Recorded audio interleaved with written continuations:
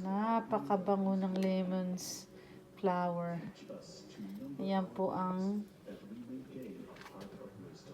itsura ng lemon flowers. Amoy, ano po siya, sampagita o ilang-ilang. Ganun siya kabango.